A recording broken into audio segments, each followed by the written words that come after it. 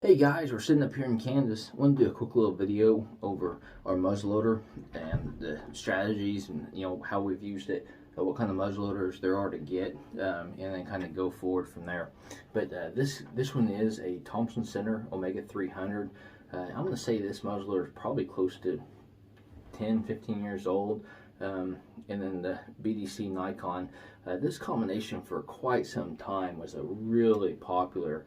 It does have the reticles, that have the drops, and this thing is a tack driver. But I will walk through, just the general steps in regards to how this load a muzzleloader. So right here, you've got two options. You're either going to use a pellet for your powder, or you're going to use actually the granule kind.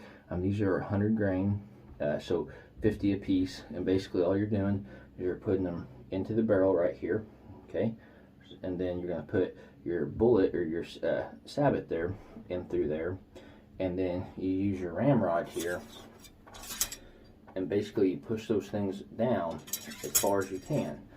So this is actually already loaded with the powder and the sabot there, but you can see how far that generally goes. So then the third piece to actually being able to fire this weapon is actually sticking a primer in what they call the breech plug right here. And all you're doing is inserting the 209 primer there.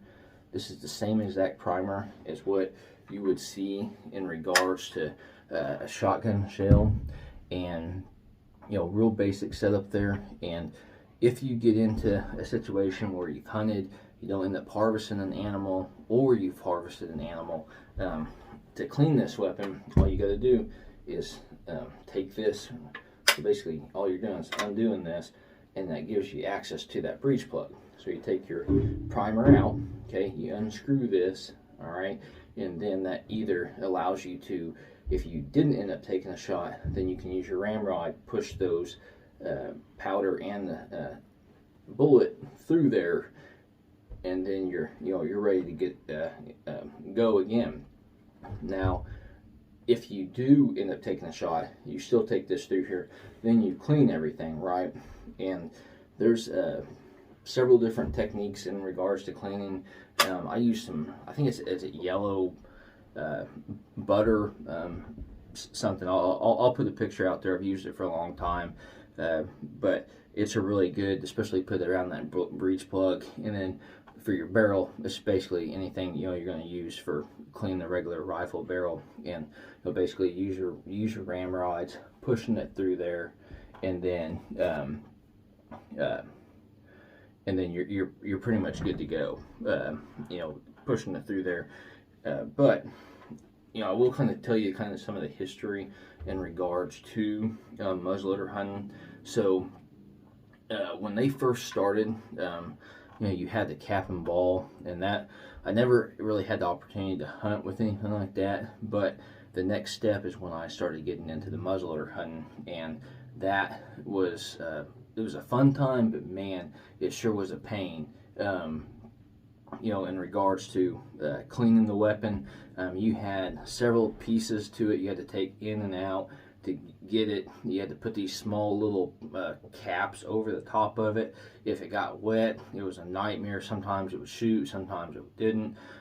State of Kansas, I think up till about 8-10 years ago, they actually didn't allow you to hunt with a scope on the muzzleloader. So that was kind of a new and exciting time, especially for myself, to get up here and actually use an inline muzzleloader with a scope combination, to harvest some of these big deer.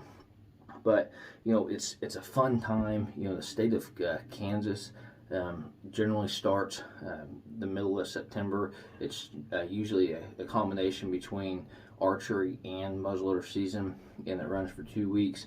Arkansas and Oklahoma are generally that second and third week in October.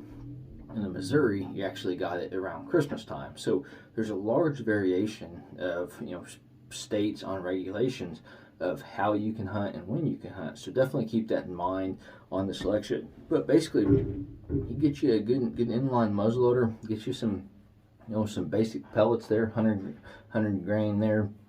Roll with the 200 grain sabot there, and get you some 209 primers. Get out there, get that weapon sighted in, and start having some fun, you know, doing some muzzleloader hunting. So hopefully this helps you guys out, not only on the history of muzzleloaders, but also, you know, a good start on, you know, education, as well as getting out there, making a good selection on muzzleloader and scope, and you know, enjoying nature. So appreciate you guys liking the video. Hopefully you guys are getting out there in nature, and like always, best luck on your upcoming hunt.